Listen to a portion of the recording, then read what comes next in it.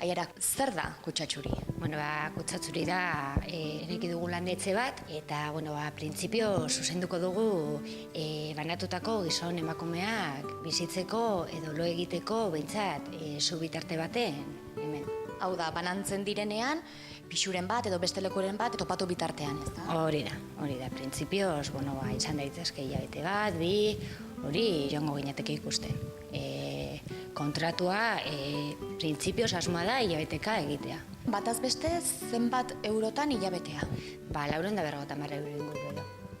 Nolatan bururatu zitzaizuen ideia hori? Ikusten dugu talde edo kolektiboa arazoak esaten dituztela, behin banatzen direnean, euren bikoteari manutentzioa, hipotekak ere ordaindu behar dituzte, eta zailtasunak esaten dituzte bizitza duin bat izateko beste pisu bat edo topatu arte.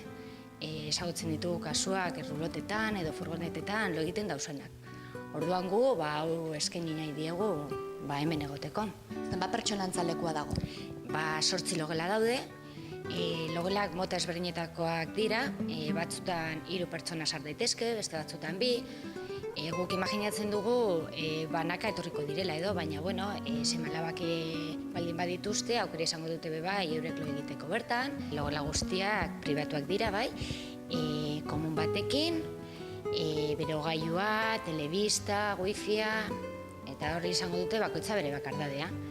Gero leku komunak daude ere, jakuzia daukagu, sauna bere, tarte txiki horretan biziko den jendea bintzat eroso egon daitezen. Benetan txoko polita duzuela hemen, Kutsatxuri.